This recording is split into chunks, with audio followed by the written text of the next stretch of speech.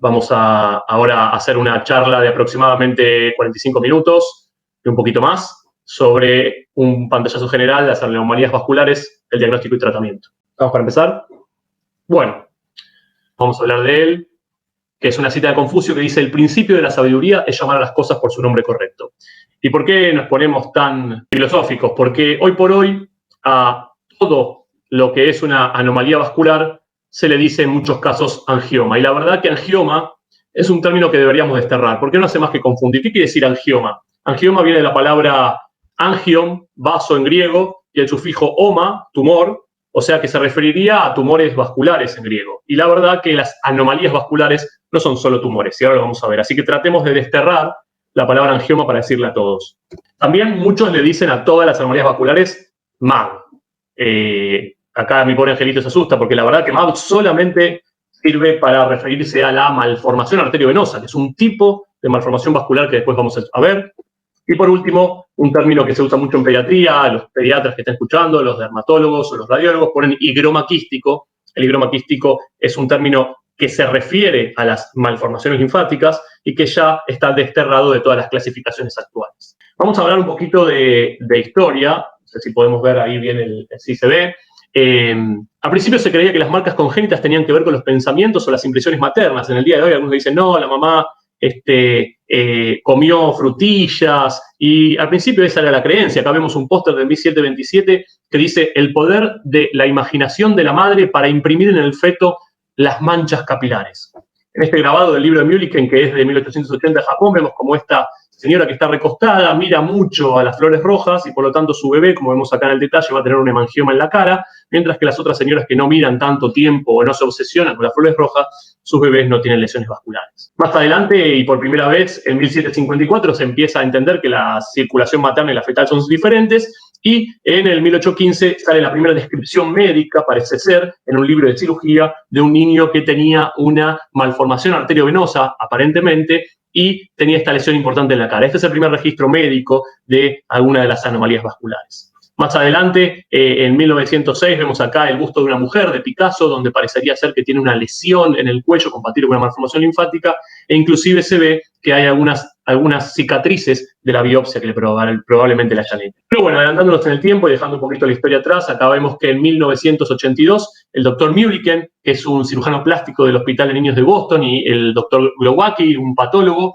proponen el primer sistema de clasificación y dividen a las anomalías vasculares en hemangiomas y malformaciones. Esto solamente quiero que lo recuerden, pero es el primer momento en el cual se dice, bueno, esto es un lío, se habla de un montón de cosas todas mezcladas, entonces empiezan a proponer el primer sistema de clasificación. Tuve la suerte de conocer al doctor Mulliken en el Hospital de Niños de Boston. Este es su libro, de donde van a sacar muchas cosas de lo que vamos a ver en esta charla. Muchos otros casos son del Hospital Garrahan, donde yo soy médico de planta, y otros son casos que son del libro de Mulliken y artículos publicados. Mulliken al día de hoy sigue trabajando en el Centro de Anomalías Vasculares de Boston, y en 1992 Mulliken y otro grupo de médicos fundan la ISVA, que es la Sociedad Internacional para el Estudio de las Anomalías Vasculares. Esta sociedad es la que hoy por hoy guía el diagnóstico y tratamiento de todas las anomalías vasculares que vamos a ver en la charla de hoy, y las que más adelante vamos a ver con otra charla con Agustina Lanoel, que es la dermatóloga de nuestro grupo de trabajo en el Sanatorio Mater Dei, de nuestro Centro de Anomalías Vasculares,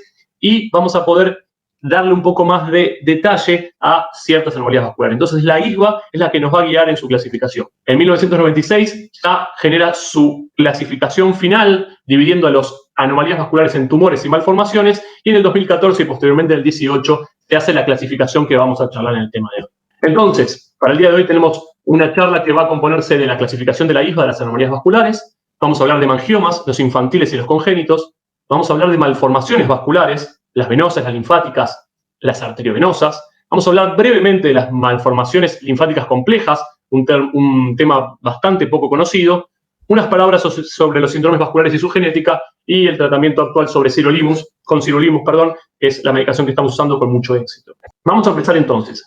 Esta es la página de la ISVA, está accesible para todo aquel que quiera entrar, y vemos que se divide a las anomalías vasculares en tumores y malformaciones. Y esto, si hay que llevarse algo de esta charla, es lo único que quiero que aprendan, porque es diferente completamente la evolución de los tumores de las malformaciones. Los tumores benignos dentro de la clasificación de la ISBA, se lleva una composición, la composición más grande que se lleva son por supuesto, los hemangiomas. Y los hemangiomas ahora vamos a ver que pueden ser infantiles o congénitos. Y después tenemos otros tipos de tumores que en el día de hoy no vamos a poder abarcar, pero probablemente en la charla con Agustina podamos darle un poquito más de detalle. Entonces, repasando y en español, las anomalías vasculares, llamamos a los tumores y las malformaciones. A su vez, los tumores vasculares más frecuentes son los hemangiomas. Y dentro de los hemangiomas tenemos dos tipos, los hemangiomas infantiles y los hemangiomas congénitos. Muchos de ustedes probablemente no sepan la diferencia entre uno y el otro, y es lo que vamos a ver ahora. Este dibujo, sacado del artículo de Restrepo, me parece muy interesante para poder entender la diferencia entre hemangiomas infantiles y hemangiomas congénitos. En verde, la raya de hemangiomas infantiles, y en rojo y azul, la raya de los hemangiomas congénitos. Veamos la curva de los hemangiomas infantiles. Esta flecha nos muestra el nacimiento del niño, por lo cual este periodo está libre de hemangioma infantil. Entonces, empezamos entendiendo que el hemangioma infantil no está al nacimiento. Repito, el hemangioma infantil no está al nacimiento, aparece unos días después de haber nacido, luego tiene un pico proliferativo que crece, hace que se agrande durante el primer año, un periodo variable de estabilidad y después de regresión hasta 1 a 7 años y a veces un poquito más, hasta los 12 años, donde el 80 al 90% de los hemangiomas infantiles, los más frecuentes, son los que desaparecen. Diferente pasa con los hemangiomas congénitos. Los Rich, que son hemangiomas congénitos rápidamente involutivos, y los Nitsch, hemangiomas congénitos no involutivos. Veamos la curva del rojo, el Rich. Está antes del nacimiento, o sea que cuando el bebé nace ya tiene la lesión, como decimos, puesta. La fase proliferativa del Rich se hace intraútero, y luego rápidamente, generalmente hacia las 14 meses, va desapareciendo hasta achicarse completamente. Los Nitsch, que son la curva en azul, también tienen su fase proliferativa prenatal en el útero, pero al momento del nacimiento están presentes, pero no tienen la fase involutiva y se mantienen casi igual todo el tiempo en la vida del niño. Entonces, volviendo a repasar, tenemos los hemangiomas infantiles y los congénitos. Vamos a ir a los hemangiomas infantiles, que son los más frecuentes tumores en la infancia. Los hemangiomas infantiles, según Mulliken, se pueden nombrar como una obra de teatro de 3 actos. ¿Por qué? Hay un prólogo que durante el tercer trimestre de embarazo sucede cuando aparecen algunas células, pero recuerden, no va a estar el hemangioma infantil en el bebé al nacimiento. Está el acto 1, donde se produce la fase proliferativa en el neonato. El segundo acto, donde ya hay una fase involutiva entre el año y los 5 años, y finalmente una fase involucionada, donde a más de 5 años queda solamente, entre comillas, las secuelas del hemangioma infantil. El doctor Bischoff publica un artículo interesante donde muestra la anatomía patológica de estas 3 fases involutivas o de evolución del hemangioma infantil. Como ven acá, aunque no sepamos nada de patología, sabemos que la fase proliferativa está llena de células que están marcadas en este estroma. La fase involutiva ya empieza a disminuir la celularidad y se empieza a reemplazar por tejido graso, como ven acá. Y por último, en un paciente de 10 años, donde ya ha involucionado completamente el hemangioma, vemos un estroma casi reemplazado por grasa. Entonces, los hemangiomas infantiles son los tumores benignos más frecuentes en la infancia, están en el 5% de la población, son más frecuentes en las nenas de raza blanca, recién nacidos de pretérmino, de bajo peso, multíparas. La mayoría son superficiales, están en cabeza y cuello en casi todos los casos, aunque pueden suceder en otros lugares, y 15% son subcutáneos y profundos. Recordando de vuelta, quizás lo repetimos muchas veces, pero es importante, aparecen entre la segunda y tercera semana de vida, tienen las tres fases o los 3 actos que vimos anteriormente, y hay un dato de la inmunohistoquímica que es importante, que son GLUT1 positivo. ¿Qué quiere decir esto? Hay un transportador de glucosa de la membrana que es positivo en estos hemangiomas infantiles. Y esto es determinante para la respuesta al tratamiento con propranolol, que es la medicación que usamos en los hemangiomas infantiles. Existen distintos patrones y distribución de los hemangiomas infantiles. Pueden ser focales, multifocales o segmentarios. Los segmentarios son los que tienen ese segmento importante de la piel. Ahora vamos a ver las fotos. Igual Agustina Lanoel va a hablar mucho más de esto más adelante. Y los indeterminados que tienen entre zonas focales y segmentarios. Y después, según la localización, pueden ser superficiales, subcutáneos, mixtos o profundos. Acá tenemos algunos ejemplos. Un niño con un hemangioma focal, un niño con un hemangioma focal y profundo, un niño con un hemangioma segmentario, que como ven acá toma gran parte del segmento de la piel, y un niño con un hemangioma profundo, que como ven la piel es normal, pero si uno hace la ecografía se ve que está el hemangioma. Entonces nombré ecografía. Yo soy ecografista, soy radiólogo pediatra y la ecografía es el método de elección para estudiar a estos pacientes. No es necesario probablemente ningún otro método en el 90% de los pacientes que una ecografía Doppler. Recuerde, amigo profesional, que la ecografía tiene que ser ecografía Doppler, porque la ecografía blanco y negro no estudia, como sí lo hace el Doppler, el flujo de los vasos dentro de la lesión. Para estudiar cualquier anomalía vascular, la solicitud debe ser ecografía Doppler y el radiólogo debe hacer una ecografía Doppler. La ecografía Doppler muestra una característica bastante particular en cada una de las fases de los hemangiomas. Entonces es interesante saber de la clínica para poder interpretarlos. En la fase proliferativa, como vamos a ver acá, esta es una lesión bien definida, circunscripta al tejido celular subcutáneo, y que el examen Doppler muestra todos estos vasos, como decimos, se incendia porque tiene vasos arteriales, este es un Doppler pulsado con flujo arterial, y vasos venosos, inclusive los puntos verdes que ven acá en el examen Doppler color son de alto flujo, son de fístulas, hay pequeñas fístulas arteriovenosas. Y si recuerdan a Bischoff, esta fase, la proliferativa, es la que tiene muchas células y se correlaciona perfectamente con la hipervascularización. Posteriormente tenemos la fase involutiva, donde ya tenemos una cantidad significativa de flujo reducido en el hemangioma y ya casi se ve reemplazado todo el parénquima del hemangioma por grasa, que en la ecografía se ve ecogénico. Y esta es la correlación con las fotos de Bischoff, donde ya hay muchos menos células y hay mucho tejido graso reemplazando al hemangioma en su fase última o involucionada. Un comentario particular vamos a hacer sobre los hemangiomas de parótida. Los hemangiomas de parótida son hemangiomas que tienen un comportamiento un poco diferente, tienen un componente que puede ser superficial, es decir, se ve mancha en la piel y profundo. Este hemangioma ocupa gran parte de la celda parotidia, tienen una significativa vascularización y tiene una fase proliferativa más larga, es decir, estos chicos están mucho más tiempo con estos hemangiomas. Por suerte también evolucionan, pero quizás evolucionan más cerca de la adolescencia, y cuando tiene afectación cutánea, por la gran vascularización, es probable que desarrollen alguna úlcera. Si son enormes, pueden generar una obstrucción del canal auricular y disminuir la audición. La resonancia, solamente vamos a hacer un comentario, es una excelente herramienta de diagnóstico, pero solamente debe indicarse, estamos hablando de pediatría, se hace bajo anestesia general, cuando hay dudas de la extensión de las lesiones o se sospecha algún compromiso visceral. Este comentario lo vamos a tener en cuenta para todas las anomalías vasculares. Acá tenemos un corte coronal T2, donde podemos ver la lesión en la órbita superior izquierda, que es hiperintensa en T2. Para aquellos no familiarizados con las resonancias, vemos que el líquido cefalorraquídeo del parénquima cerebral, el humor vítreo del ojo, son blancos en las secuencias T2 y se ve acá el hemangioma igual que la intensidad del ojo y el líquido cefalorraquídeo. Y acá vemos un T1 y acá vemos un T1 con contraste, donde cómo se incendia, cómo se pone bien hiperintenso con el contraste un hemangioma. Una cosa para recordar, si ustedes ven en la resonancia, en las secuencias T2, que la anomalía vascular, estamos hablando de todas las anomalías vasculares, no es hiperintensa, es importante sospechar que puede ser otra cosa. Recuerden eso, lo vamos a ir viendo más adelante. Los hemangiomas va a hablar Agustina más adelante en otra charla de cómo se tratan, pero el tratamiento de elección para los hemangiomas infantiles, es decir, que son GLUT1 positivo, tienen que ser, el primer tratamiento es propranolol, las indicaciones de tratamiento de los hemangiomas y cuándo no tratar, lo va a hablar Agustina en otra oportunidad. Pero me quiero quedar con este comentario, no todas las frutillas son hemangiomas. Los hemangiomas son a la palpación blanditos y tienen las características que estuvimos hablando. Estos son pacientes con lesiones rojo frutilla, grandes, que no estaban al nacimiento y que fueron apareciendo y creciendo, entonces uno puede pensar que se relacionan con la clínica de los hemangiomas, pero, como ven acá, la lesión creció muy rápidamente, eso no es típico de los hemangiomas, y son lesiones duras.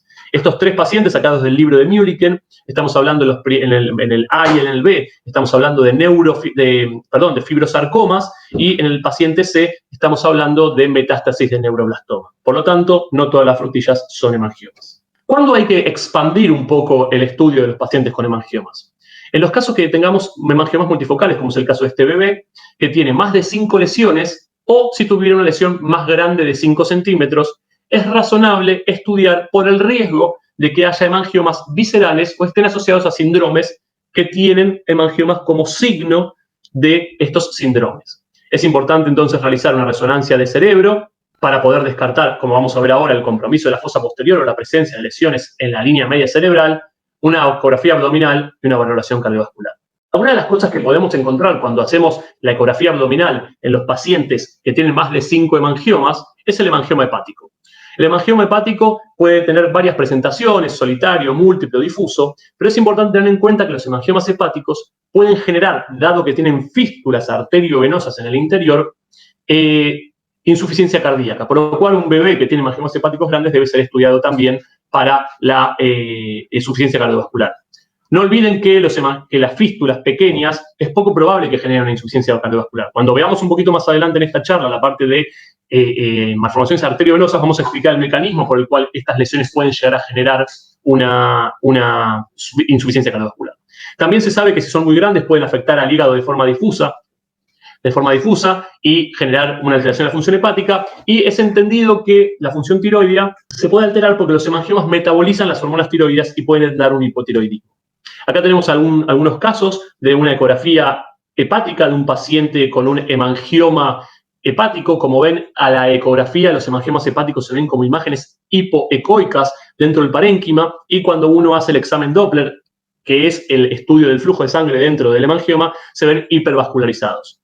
Los hemangiomas con el tiempo empiezan a calcificarse y, a diferencia de los hemangiomas del cuerpo, que cuando involucionan se hacen más grasa, los hemangiomas hepáticos al involucionar se reemplazan por calcio. Otro ejemplo de un gran hemangioma del lóbulo derecho hepático que con el tiempo se empieza a calcificar. Ven acá, esto que parece una cáscara de huevo, es parecido, es calcio con esta sombra acústica, es decir, el ultrasonido viene por acá y por detrás se ve sombra.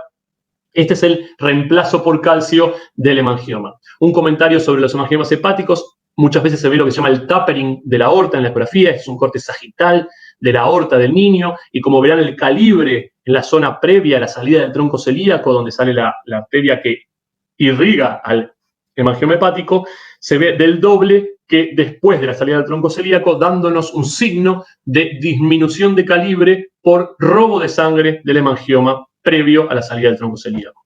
Hoy por hoy, la verdad que con la ecografía es suficiente para estudiar un hemangioma hepático, pero hay que entender que en la tomografía y en la resonancia, los hemangiomas tienen un característico comportamiento en relación al contraste, donde sin contraste se ven de esta forma difusa, con contraste en fase arterial se contrastan intensamente en toda la lesión, y cuando uno ve la parte venosa, lentamente se van homogeneizando y quedando igual que el parénquima hepático. Este comportamiento trifásico es bastante característico de los hemangiomas hepáticos. Muy bien, entonces podemos encontrar en un paciente que tiene más de 5 hemangiomas o que tiene una lesión de más de 5 centímetros una lesión hepática, pero también podemos ver asociaciones con los hemangiomas sindrómicos, como dijimos antes. No vamos a hablar en detalle de cada uno de ellos por una cuestión de tiempo, pero estas 4 entidades descritas también por el doctor Mühlichen son acrónimos del compromiso que pueden producir los hemangiomas cuando hay una afectación sistémica. Tenemos el FACES, el sacral, el pelvis y el lumbar o lumbar, que son todos acrónimos de las distintas compromisos que pueden dar cada uno de los hemangiomas. Lo importante es entender que cuando tenemos estas lesiones sospechosas de compromiso sistémico, hay que hacer una resonancia de cerebro, hay que hacer una ecografía abdominal, hay que hacer una resonancia de columna.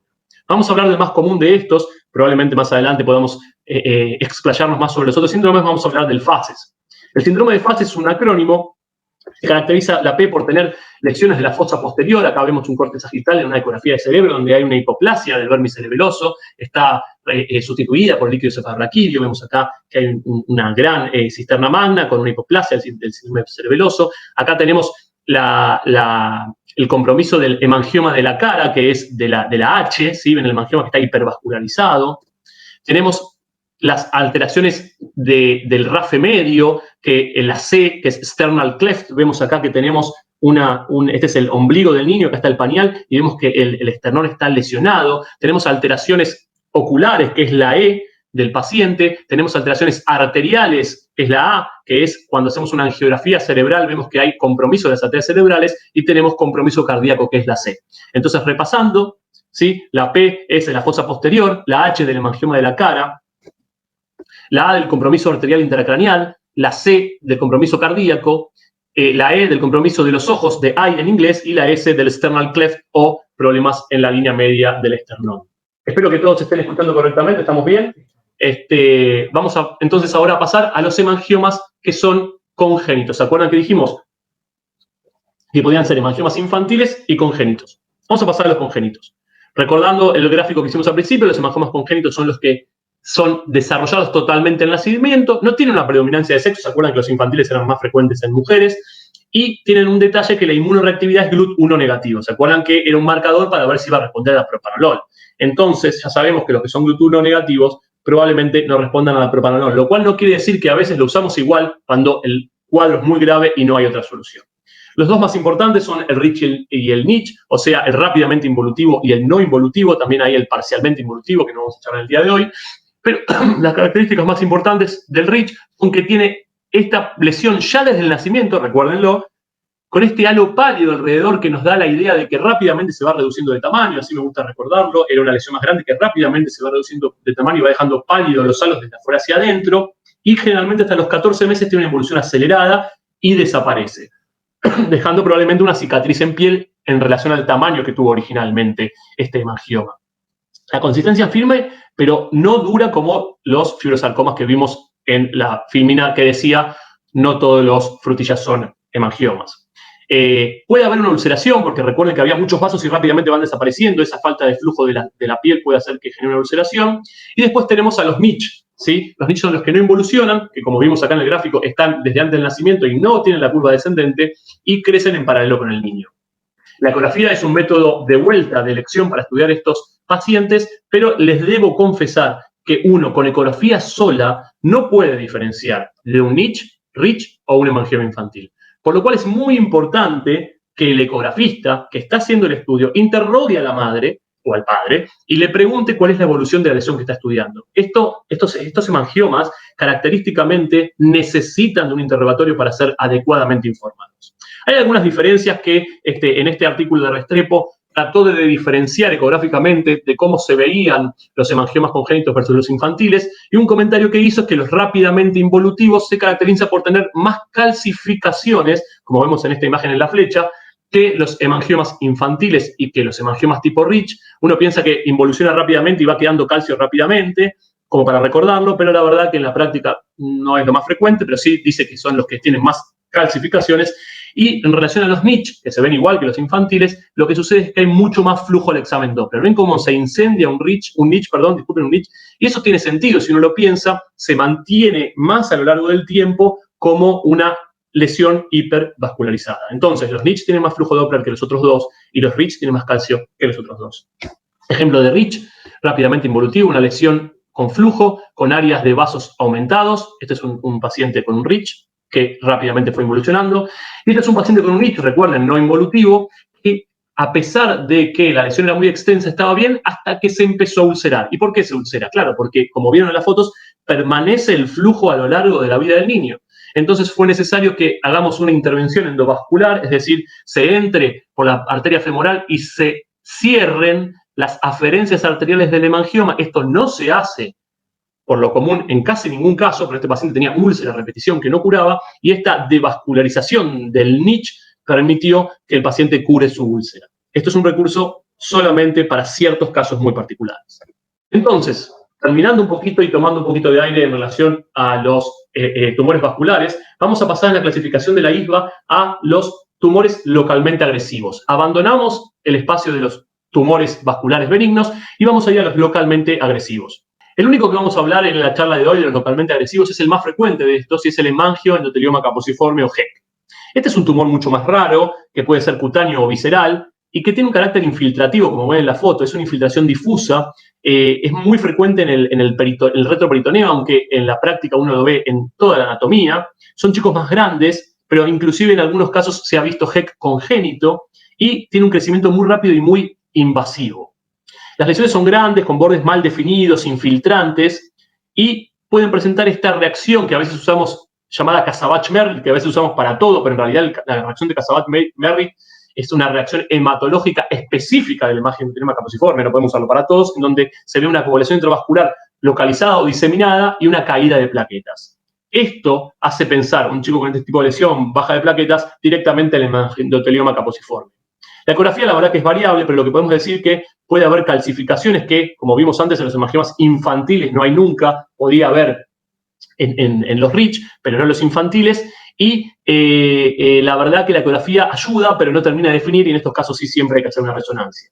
Acá tenemos un ejemplo de un chico de 11 años, ven que pueden ser en pacientes más grandes, con una ecografía con una lesión infiltrativa difusa, con una vascularización francamente aumentada, muy vascularizada, pero no sé si recuerdan las imágenes anteriores, pero no está bien definido. Hay toda una zona hipervascularizada con flujo arterial y venoso. Vemos que hay una infiltración de la piel y del músculo en la resonancia. ¿Qué les dije anteriormente? Todos los tumores vasculares y las anomalías vasculares son hiperintensas del T2. Acá tenemos un T2 donde vemos que hay una infiltración difusa. Toda la piel, el tejido, la grasa comprometido, inclusive puede haber compromiso de hueso.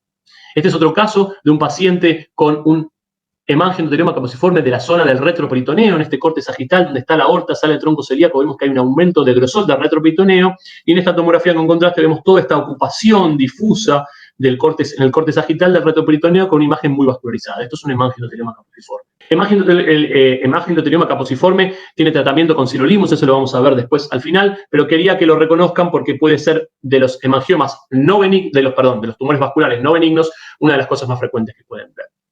Seguimos con la clasificación de la ISBA. Ya pasamos por los tumores benignos y localmente agresivos y nos vamos a malformaciones vasculares, ¿sí? Estábamos acá y ahora nos vamos a las malformaciones vasculares.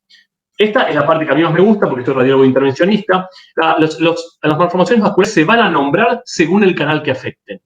No son tumores, no tienen replicación celular.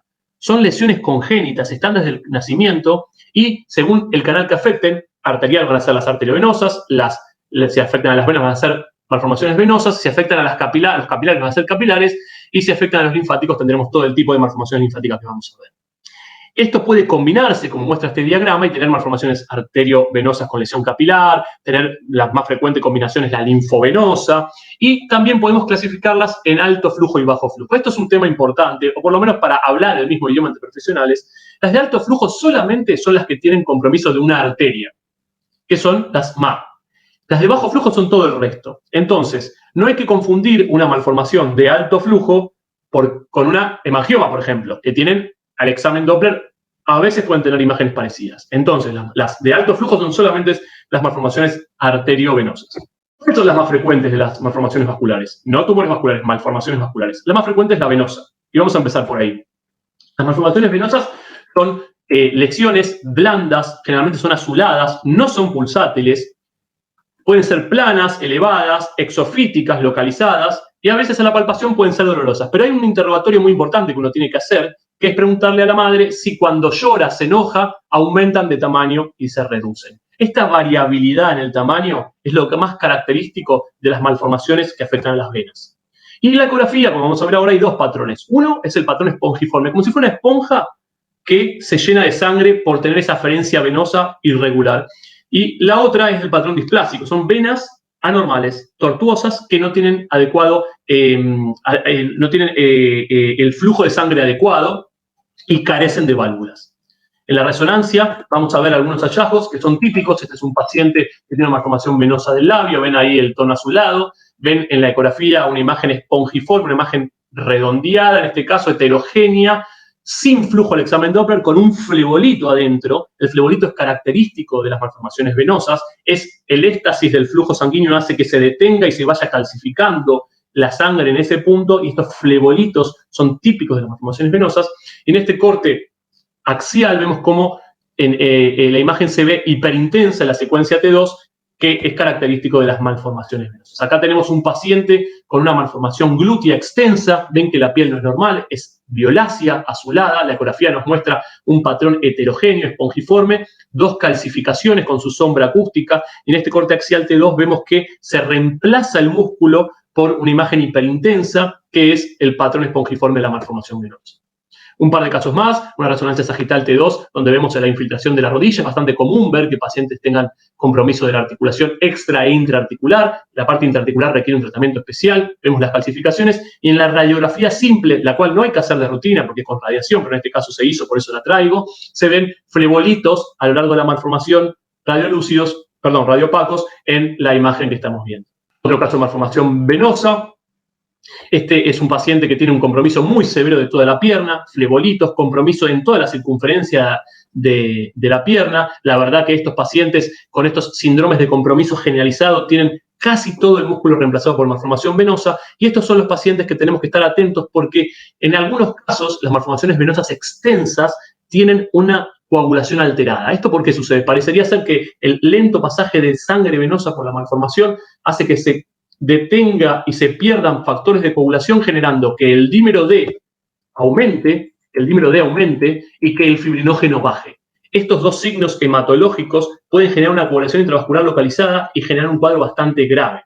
Y aunque sea contraintuitivo, el tratamiento de esto es la heparina, porque parecería ser que la heparina de bajo peso molecular genera que no se produzca esta destrucción de glóbulos rojos a nivel de las malformaciones, de alguna forma sea más fluido y no haya esta coagulación intravascular localizada que puede llevar a una coagulación intravascular generalizada y un cuadro de sangrado severo. ¿Cuándo entonces hay que estudiar el dímero D y el fibrinógeno en estos pacientes? Solamente en nuestra experiencia en las malformaciones venosas muy extensas o cuando hay un dolor muy desproporcionado para la malformación. Los pacientes con malformaciones venosas generalmente se presentan con algún grado de dolor en relación al tamaño, pero si tiene una malformación venosa chiquita y le duele mucho, hay que estudiarlo para ver si no tiene algún trastorno de la coagulación. ¿Cómo se trata? Bueno, ahí es donde los radiólogos intervencionistas actuamos. Las malformaciones venosas se tratan con la embolización percutánea o la esclerosis percutánea, es decir, como ven en la foto, inyectamos bajo guía primero ecográfica y después radioscópica distintas sustancias agentes esclerosantes. No vamos a entrar en detalles de cuáles y cómo, pero en general se utilizan sustancias saponificantes, es decir, que destruyen el endotelio de la malformación y hacen que se pegotee y no se llene de sangre, mejorando el dolor del paciente, la clínica y muchas veces reduciendo la mínima expresión de la malformación venosa.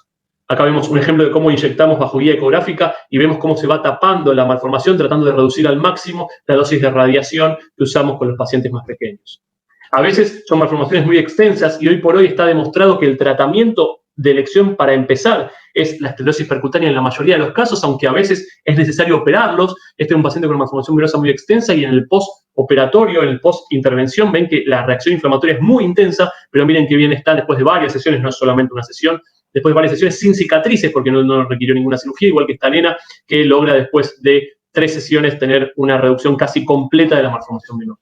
A veces cuando hacemos el tratamiento se producen estas imágenes en la piel tipo hematomas, que por suerte van desapareciendo con cuestión de semanas o meses y se logra una resolución casi completa de la lesión. Otra complicación de la esclerosis percutánea, muy rara, pero me parece importante destacar, es que a veces cuando la lesión es muy superficial, como es el caso de este niño que tenía una lesión en el talón, se producen úlceras, pero por suerte con el cuidado adecuado se resuelven y la malformación queda casi completamente curada.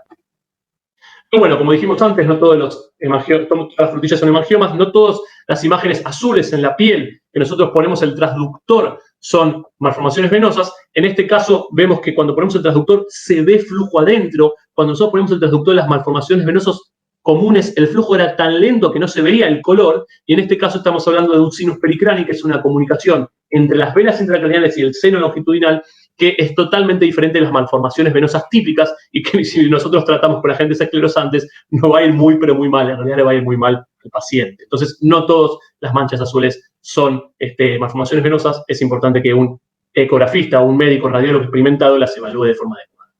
Pasamos entonces, espero que estén todos bien, pasamos entonces a las malformaciones vasculares linfáticas. ¿Se acuerdan que dijimos que las malformaciones linfáticas podían ser macroquísticas, microquísticas o mixtas? ¿Qué quiere decir macroquísticas? Macroquísticas son estos quistes grandes, las malformaciones linfáticas son estas dilataciones o secuestros del sistema linfático que se han quedado separados del sistema linfático normal y que pueden ser macroquísticas si secuestró un segmento grande de los vasos linfáticos, o microquísticas cuando hay pequeñísimos vasos linfáticos que han quedado mal formados. Son más frecuentes, como todo esto que estamos hablando, en la cabeza y cuello, aunque puede estar en todo el cuerpo, axila, mediastino, mesenterio. Son tumoraciones palpables y muchas veces la piel es sana, ¿sí? Esto es importante. La piel es sana, hay pequeñas vesículas y se mantienen con un tamaño más o menos estable, pero a veces cuando hay una infección, una hemorragia, un golpe, aumentan mucho de tamaño. La ecografía muestra quistes grandes, en el caso de la macroquística, con tabiques ecogénicos. Si uno le pone el examen Doppler acá no se ve nada. Es un comentario importante. No tener flujo Doppler no quiere decir que no sea una malformación vascular. Es simplemente que el flujo es muy bajo para que el Doppler lo detecte. En este caso vemos tabiques, el líquido linfático anecoico negro, en esta nena que tiene una malformación de cuello. Y como les dije antes, en todas las secuencias T2 tiene que ser hiperintenso, todas las anomalías vasculares. Pero ustedes me dirán, acá tenemos un corte axial donde tenemos la secuencia T2, los vasos linfáticos, los quistes linfáticos están hiperintensos, pero acá hay algo isointenso con el músculo. Esto isointenso es que la malformación linfática sangró y hay que entender que a veces cuando sangran se baja la intensidad de la malformación. Otros ejemplos, una nena con una malformación linfática macroquística de la pierna, donde vemos estos quistes en su interior. Este chico con un severísimo compromiso de la lengua y la zona mentoniana, con esta resonancia en corte axial que muestra bien dónde está la vía aérea, estas grandes lesiones quísticas hiperintensas. En este corte sagital vemos cuál es el nivel de extensión, aunque no lo crean, este chico comía por boca. Otro paciente típico de malformación linfática del cuello, tenemos la resonancia prenatal, que es muy linda, donde vemos la resonancia intraútero con esta malformación, y esta es la resonancia postnatal, que es casi igual que la resonancia prenatal. Este chico inicialmente lo habían confundido con un teratoma quístico, pero la verdad que la característica es bastante típica de una malformación linfática. Y un comentario es que cuando uno pone el examen Doppler ven que no se ve nada de flujo adentro de los quistes, pero sí se ven los tabiques, algo de flujo, que es típico porque estos tabiques de las malformaciones linfáticas están vascularizados. Algunas imágenes de malformaciones linfáticas complicadas, ven cómo se puso heterogéneo, sangró adentro, y acá vemos un panorámico de una malformación linfática con estos tabiques que la parte superficial está enferma. ¿Y cómo se ven las microquísticas? Me preguntarán en ecografía, y la verdad que no se ven bien. Este es un panorámico de una microquística, donde se ven pequeñísimos quistes, una zona difusa, todo ecogénico. Esas son las malformaciones linfáticas microquísticas. La verdad que las microquísticas son más difíciles de tratar que las macroquísticas. Este es el ejemplo de cómo se tratan las macroquísticas. La doxiciclina es una droga antibiótica que tiene un efecto también irritante de la pared de la malformación linfática y que lamentablemente en Argentina hay muy poco para usar. También se puede usar el polidocanol o el tetracilsulfato de sodio, son agentes que irritan la pared de la malformación, pero es muy importante en algunos casos colocar, como por guía ecográfica y radioscópica, catéteres para poder vaciar bien la malformación, dejarla completamente vacía de linfa y meterle el agente esclerosante para que se pegotee ese epitelio de la malformación. Y como ven acá en este caso, el chico desde que nació hasta que ya está acá a los 3 años, 2 años y pico, tiene una muy buena respuesta sin cicatrices. Obviamente en este caso requiere una traqueostomía por el severísimo compromiso que tenía. Otros ejemplos de tratamiento con doxiciclina, pero en este caso un comentario interesante. En el Hospital Garrahan hemos hecho protocolos de pacientes que se tratan sin traqueostomizarse, se quedan intubados 2 días y después se retira el tubo con cuidado, y al final del tratamiento, colocando doxiciclina en varias sesiones, logramos, acá ven cómo se distribuye el agente esclerosante bajo guía radioscópica, logramos que el paciente termine con una muy buena respuesta al tratamiento y no haber pasado en ningún momento por una traqueostomía. Son casos que son muy selectos y no se puede hacer en todos los casos. Este es el ejemplo de una malformación linfática abdominal. A mí las malformaciones linfáticas abdominales me gustan mucho. ¿Por qué? Porque el paciente se presenta con un sangrado, una gran masa abdominal, y antes a esto se le decía quiste mesentérico, se los entraba a quirófano, se le hacía una gran cirugía y a veces había mucho secuela de esas cirugías. Ahora sabemos que las malformaciones linfáticas abdominales son tratables de forma percutánea. Nosotros los pinchamos, les ponemos catéteres en el interior, vaciamos el contenido de la malformación y le ponemos doxiciclina, que es una de las únicas drogas que se puede usar para la malformación linfática abdominal, porque si hubiera una caída de doxiciclina del peritoneo, esta no es un agente químico irritante para el peritoneo, las otras drogas que tenemos sí. Entonces logramos, verán con el tiempo, ven cómo se reduce significativamente la malformación y una mejoría sin una cirugía enorme. Unos comentarios sobre las malformaciones linfáticas oculares. Como dijimos, están más frecuentes en cabeza y cuello. Esto tenemos unos pacientes con combinaciones de malformaciones linfáticas microquísticas, como vemos acá en el ojo de este paciente, y macroquísticas, como se ve acá en esta ecografía, que hay detrás del cono ocular. Nosotros lo que hacemos son 2 tipos de abordajes. En la mayoría siempre tratamos de abordar por ecografía, pinchamos la malformación detrás del ojo, teniendo cuidado de no lesionar, por supuesto, el globo ocular, y lo tratamos con muy buena respuesta. En algunos casos difíciles, como esta paciente que tenía en el cono ocupado y no podíamos encontrar una ventana para hacerlo por ecografía, lo hicimos con guía tomográfica, inyectamos el agente esclerosante y tenemos una muy buena respuesta. A veces debemos combinar el arco en C con el tomógrafo para poder hacer este tratamiento combinado, y la verdad que tenemos una tasa de respuesta bastante buena, sin cirugías. Como ven acá, tenemos la lesión en la órbita derecha que ha reducido significativamente. Miren este chico la proptosis que tenía y cómo se reduce. Y tenemos este paciente que ha tenido un sangrado, ven en esta zona hipointensa, ven que sangró, y después de un tratamiento queda este paciente casi igual de los 2 lados, con una reducción casi completa de la malformación linfática del cono. Algunos casos de pacientes que mejoran con el tiempo con el tratamiento. Pero bueno, vamos a pasar en los últimos segmentos de esta charla. No sé cuánto tiempo, cómo venimos con el tiempo.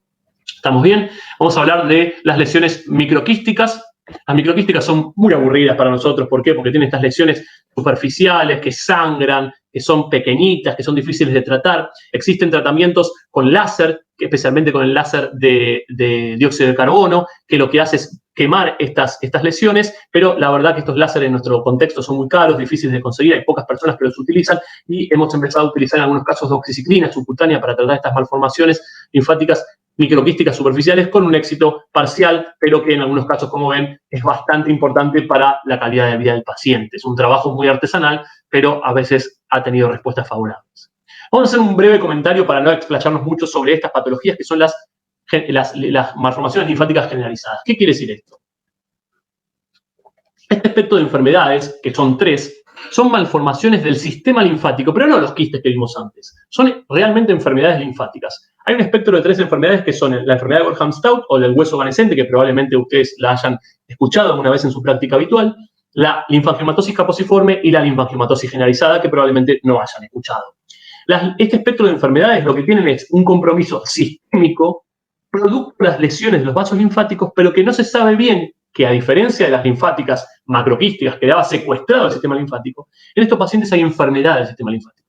Y tenemos típicamente pacientes con lesiones quísticas en el vaso, una gran masa linfática en el mediastino, a veces se confunde con un tumor maligno, pero por la característica blanda y las otras lesiones óseas, uno piensa en estas enfermedades. Ven acá, en esta resonancia, que vemos lesiones hiperintensas en T2 dentro de los cuerpos vertebrales, compromiso en esta tomografía de la pelvis, con lesiones en sacabaucado, pero que no parecen tumores porque está respetada la corteza, y este corte axial en resonancia donde vemos la masa de mediastino. Este paciente es típico de una linfangiomatosis caposiforme. Vemos un poquito de otros casos, un Gorham-Stout que empieza a tener compromiso óseo con desaparición de las vértebras y, lamentablemente, muchos de estos pacientes tienen mucho compromiso de la pleura, derrame pleural y líquido abdominal linfático, porque los vasos linfáticos de alrededor de las costillas están lesionados y empiezan a generar derrame pleural, y eso es lo que marca el pronóstico de estos pacientes, que muchas veces, si no hacemos el tratamiento, como vamos a ver después con sirolimus, tiene una muy mala evolución. Las manchas capilares es muy breve lo que voy a decir, porque Agustina más adelante va a hablar de esto, pero el uso genérico de la mancha vascular para estas malformaciones capilares es muy generalizado. Lo que es importante es saber cuáles son de riesgo y cuáles no. Si hay unas manchas capilares que son las que están asociadas a síndromes genéticos, como nos dice acá la clasificación de la ISBA. Si ustedes entran a la clasificación de la ISBA y entran a todas estas G de genética, pueden ver cada gen que tiene alterado, o sea que la ISBA ya tiene clasificadas todas las malformaciones con su gen correspondiente, pero hay que ver cuáles son peligrosas y cuáles no para la práctica habitual.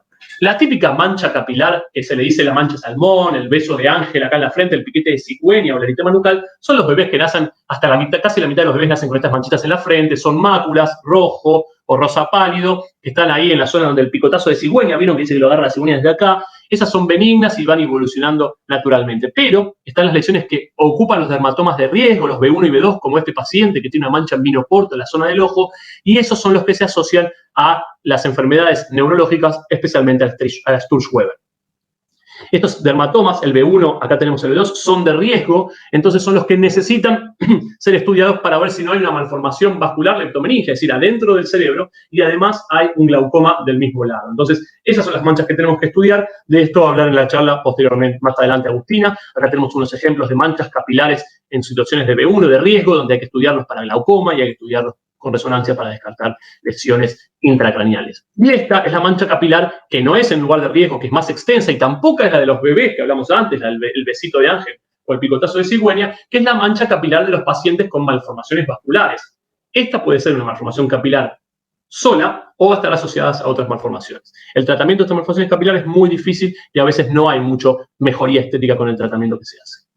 Vamos a la última parte de las malformaciones vasculares, esperemos que estemos todo bien por ahí.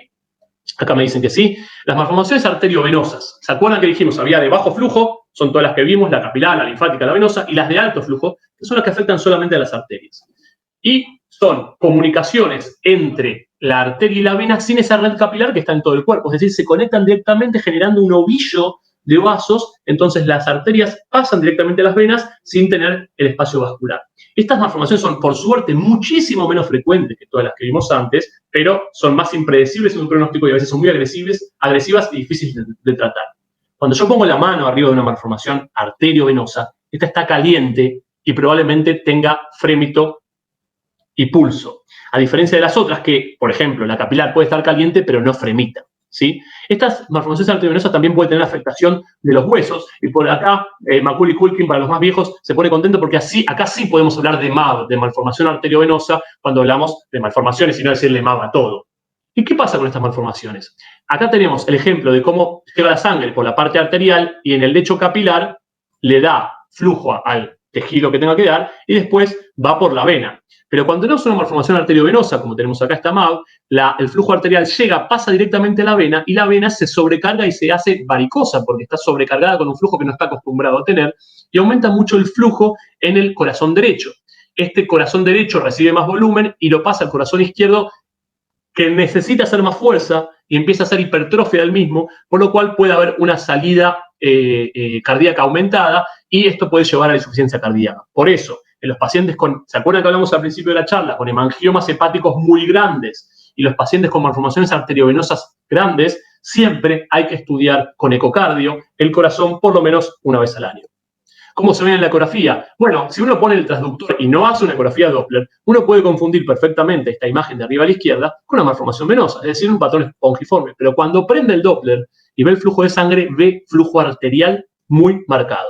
¿Me puedo confundir con un hemangioma? Como la ecografía puede ser, pero si yo interrogo y veo y examino al paciente, me voy a dar cuenta que hay una diferencia significativa entre un hemangioma y una malformación arteriovenosa. Las arterias de alta resistencia y de alta velocidad, y las venas con flujo pulsátil, acuérdense que se arterializa la vena, nos hacen pensar en las malformaciones arteriovenosas. Las malformaciones arteriovenosas se tratan no de forma percutánea. ¿Se acuerdan que dijimos que nosotros, los radiólogos intervencionistas, pinchábamos las malformaciones de bajo flujo y le poníamos el agente esclerosante?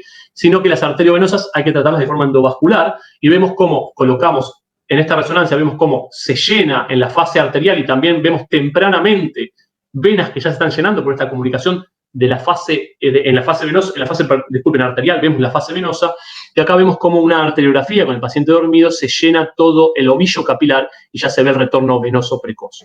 Los tratamos con embolización, entramos por la parte arterial y devascularizamos, ven cómo estaba vascularizado aquí, y devascularizamos la MAV, permitiendo que el paciente no tenga este choque de sangre de la arteria a la vena y que se produzca una disminución del dolor. Este flujo, este shear stress que se llama, o estrés por flujo que se produce en las venas, le genera a los pacientes en muchos casos mucho dolor, que inclusive puede llevar a la amputación. Ejemplo de una nena con una malformación arteriovenosa de la mano, ven que la piel en este caso no es sana, tiene una mancha violácea, y en esta fase arterial la vena, ven, acá está la arteria, la vena ya se llena de contraste tempranamente por el gran nivel de fístula que hay. Entonces dijimos que las malformaciones venosas se podían asociar a algunos síndromes, y las arteriovenosas también. Hay un síndrome que va a hablar Agustina en la charla dermatológica, que es el CM-ABM, que es la mutación del gen RASA, que se caracteriza por tener pequeñas malformaciones arteriovenosas en la piel, no grandes como la piel, pequeñas malformaciones arteriovenosas. Y este síndrome CM-ABM tipo 1 y tipo 2 cada vez se está más estudiando y es más visto en nuestro contexto. Ahora, las malformaciones arteriovenosas se asocian a algunos síndromes genéticos, y las malformaciones venosas también. Como ven acá en la clasificación de la ISBA, todos los síndromes genéticos, ustedes algunos los habrán escuchado y otros no, están ya delimitados por genes que ya conocen y se pueden llegar a estudiar, e inclusive se puede empezar a tratar orientados a la mutación de ese gen. El más conocido es el gen PIK3CA, ahora vamos a ver de qué se trata, que está mutado en el síndrome de Klippel-Trenaunay, en la macrocefalia mancha capilar, en el síndrome de Cloves, que es el congenital leukomatosus overgrowth epidermal nevi, es decir, un nevo congénito con sobrecrecimiento, y en el síndrome de Clapo. No vamos a hablar de todos estos, pero sí quiero mostrarles que la mayoría de los síndromes genéticos asociados a malformaciones vasculares tienen una mutación del gen PIK3CA. Y el síndrome de Parkes-Weber, que es como el Klippel-Trenaunay, pero con alteraciones de alto flujo, tiene una mutación del RASA. Si se acuerdan antes, les mostré que el RASA está en ese CM-ABM, es decir, Capillary Malformation, Arteriovenous Malformation, es decir, el gen RASA altera las malformaciones de alto flujo, arteriovenosas, y el gen PIK3CA altera a las malformaciones de bajo flujo. Dos palabras sobre el gen PIK3CA, que es el más importante. Este artículo muy interesante de Radiographics habla de los síndromes de sobrecrecimiento asociados a la mutación del gen PIK3CA. Y esto, que parece un lío terrible, no vamos a hacer mucho detalle, pero es una cadena de información. Y el receptor más importante de toda esta cadena de información de nuestro cuerpo es el receptor emetor. El receptor emetor, como ven acá, es el encargado de dar información para que se produzca la proliferación celular y el crecimiento. Entonces, este receptor emetor tiene sus antenas, que son el receptor Pi3K y el AKT y el PI10. Acá llega la información, esto hace señales intracelulares y lo estimulan al emetor para que produzca ese sobrecrecimiento. Lo interesante es que el gen PIK3CA regula la expresión del Pi3K. Entonces, si yo tengo un gen mutado, va a haber más expresión del Pi3K, y me van a volver loco al emetor, y va a ser sobrecrecimiento, y va a ser aumento del crecimiento celular, haciendo las malformaciones vasculares y síndromes con sobrecrecimiento. ¿Cómo se engloba todo esto? Como dice acá, se los engloba en la palabra PROS. PIK3CA Related Overgrowth Syndrome, es decir, síndrome de sobrecrecimiento asociado a la mutación del gen PIK3CA. Entonces, parece complejo, pero no es tanto. Tenemos el emetor que coordina y tenemos el PI3K que avisa cuando está mutado este gen, tenemos problemas. Entonces, cuando se activan estos genes, se producen los fenotipos de sobrecrecimiento segmentario. No vamos a hablar hoy del síndrome de Proteus. Mucha gente pone síndrome de Proteus en muchos casos. La verdad que el síndrome de Proteus casi no hay, no hemos visto ninguno, probablemente en Argentina, o solo uno. Pero lo que sí tenemos muchos es los síndromes PROS, es decir, la mutación del gen PIK3CA y no este ACATA1 que estaba del otro lado. Hay una lección particular que para ir terminando quiero comentar, que es el FABA. El FABA es una nueva anomalía vascular, una nueva malformación vascular descrita por la ISVA, que está asociada con la mutación del gen PIK3CA. ¿Y qué es? Es como una malformación venosa, pero se caracteriza por una infiltración con grasa y con importantes dilataciones venosas, y se presenta típicamente como esta imagen en ecografía, una lesión extensa, ecogénica, como que hay grasa, vasos venosos dilatados, ven esta infiltración del músculo. Y la realidad es que cuando uno las esclerosaba al principio, cuando no las conocía, no había una buena respuesta al tratamiento esclerosante. ¿Por qué? Porque era una entidad diferente. Esta entidad diferente se caracteriza por presentarse en niñas, en la zona del gemelo, son muy dolorosas y generan contractura, y la esclerosis no es la opción más adecuada porque no las mejora, están todas reemplazadas por grasa. Acá vemos esta foto de la gente del Hospital Garrahan, donde operaron a este paciente con FABA. Ven que la mayoría del tejido es grasa. Los pacientes, cuando los operan, se les va completamente el dolor, y en otros lados del mundo, y en algunos lugares de Argentina, se utiliza la ablación con frío de estas lesiones cuando son muy pequeñas, con muy buena respuesta. Entonces recuerden que el FABA es como una malformación venosa pero llena de grasa, que duele mucho en nenas en la zona del gemelo. El síndrome de Clipperton-Loné, también una mutación del gen PIK3CA, este es el más conocido de estos PROS. ¿Y cómo se caracteriza? Por tres cosas: mancha capilar, tenemos la foto acá, malformaciones venosas y o linfáticas, ven estas linfáticas chiquitas que tiene acá, y sobrecrecimiento óseo. Es decir, ¿puede tener arterio venosa el Clipperton-Loné? No, ese es otro, es el Parkes-Weber. Entonces tenemos una malformación bajo flujo, que puede ser venosa o linfática, mancha capilar y sobrecrecimiento. Es uno de los síndromes del PROS, las mutaciones del PIK3CA. Se ven con todas las cosas que se ven estos pacientes de forma independiente, las malformaciones venosas, calcificaciones, áreas de tejido superpuesto con la malformación. En una resonancia vemos todo el compromiso de la cara externa de la pierna derecha con un infiltrado hiperintenso, las secuencias T2, compromiso de la rodilla. Y esto sí me parece importante, esta es una angiografía por resonancia, una angioresonancia donde se ve esta vena grande que transcurre por fuera, que es una típica vena embrionaria. Los pacientes con mutaciones de gen PIK3CA se quedan con venas que tiene el feto, que normalmente involucionan, y en el caso de estos pacientes no involucionan. Esta es la famosa vena de Cervel o la vena externa de la Clipperton-Loné, que son venas embrionarias que han quedado y que le generan bastante disconfort al paciente y que pueden ser tratadas con esclerosis, con dispositivos mecánicos o con láser para eliminarlas y que no tengan esta hinchazón de la pierna, porque imagínense que esta vena embrionaria no tiene válvulas como tienen las venas normales, entonces se produce una insuficiencia venosa crónica. Muchas veces estos pacientes tienen compromiso óseo, ¿sí? Tienen este aumento de tamaño de los huesos distales, tienen el sandal gap o este dedo de sandalia, y el saber que la mutación del PIK3CA nos da este síndrome de Clipperton-Loné nos abre posibilidad para tratamiento con nuevas drogas. Este es otro de los PROS, el único que vamos a nombrar, que es el CLOVES, ¿sí? Que también tiene estas lesiones de sobrecrecimiento, tiene el nevo congénito en la espalda, tiene estos pies abollonados, aumentados de tamaño, pero esto no vamos a entrar mucho en detalle porque es mucho menos frecuente. Para terminar, vamos a hablar de cómo tratamos a estos pacientes que tienen estos síndromes con mutación del PIK3CA. Hace ya mucho tiempo, aproximadamente 10 años, se había empezado a hablar del uso del sirolimus, que es una droga inmunomoduladora que se usaba para el tratamiento de pacientes trasplantados renales para bajar la reacción en contra del injerto, y que era efectivo para el tratamiento de ciertas malformaciones vasculares. Se empezó a usar con el margen endotelema caposiforme, esto lo propuso la doctora Denise Adams, que era del Hospital Niño de Boston, y empezó a usar el sirolimus para el tratamiento de un espectro muy grande de malformaciones vasculares. Para no aburrirlos, como les dije antes, este canal de información que da el emetor es inhibido por el sirolimus, por lo cual, por más que tengamos mutado el gen PIK3CA que activa en la cadena PI3K, el emetor se inhibe con sirolimus, entonces disminuye la angiogénesis y disminuye la proliferación celular. Entonces, si nosotros tenemos pacientes que tienen estos síndromes PROS, si nosotros tenemos algo para frenar acá el emetor, probablemente los podemos ayudar. Este es un ejemplo de uno de los primeros pacientes que tratamos con sirolimus, un paciente muy complejo con una malformación linfática microquística en el medio del tórax. Miren la vía aérea, esto que está acá es la vía aérea, cómo estaba desplazada y comprometida, el chico no podía respirar. Tratamiento quirúrgico, como se imaginarán, al lado del callado aórtico, al lado del mediastino, es muy, muy riesgoso. Hicimos tratamiento con sirolimus y 6 meses después tenemos, miren la vía aérea cómo está, totalmente mejorada en su posición y calibre, y el chico no tuvo que someterse a una cirugía. 6 meses después, miren cómo estaba cerrado y la endoscopía, miren cómo mejoró significativamente. Este es un paciente muy comprometido con una gigantesca malformación venolinfática del brazo. Miren lo que es terrible. Esto realmente muy difícil de operar inicialmente. Está asociado a trastornos de la coagulación. Miren lo que es el brazo. Y miren lo que es el grado de sangrado cuando hicimos un tratamiento. ¿Se acuerdan que les dije que las malformaciones venosas podían tener trastornos de la coagulación si uno no los controlaba adecuadamente? A pesar que lo tratamos de controlar, tuvo un sangrado muy importante. Miren lo que es la situación del paciente. Y la verdad es que la única opción era el sirolimus. Y varias meses después tenemos la respuesta bastante significativa. Miren cómo estaba el brazo, miren cómo está el brazo acá, después del tratamiento con sirolimus por vía oral.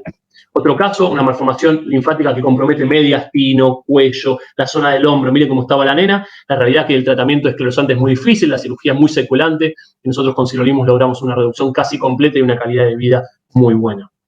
Las indicaciones del sirolimus son específicas y deben ser controladas en un contexto que conozca cuáles son los riesgos.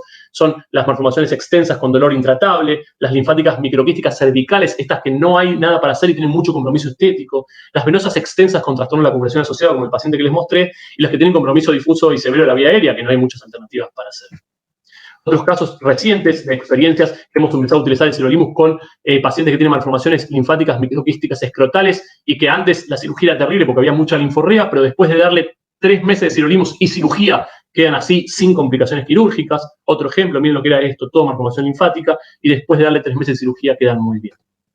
Miren nuestro paciente original que les había mostrado, miren el compromiso severísimo en la zona, en este corte sagital axial, en este corte sagital, perdón, T2, miren lo que era la boca, y después del tratamiento con sirolimus y cirugía, tenemos un paciente mucho más funcional que puede tener una vida con una calidad de vida mucho mejor. Es importante entender que la combinación de los equipos multidisciplinarios para el tratamiento de estos pacientes es indispensable. No es posible pensar en tratar a estos pacientes solos. Hay que tratarlos con cirujanos, con dermatólogos, con oncólogos que se encargan del tratamiento con sirolimus, etcétera, para poder lograr un resultado como este y mejorar la calidad de vida del chico.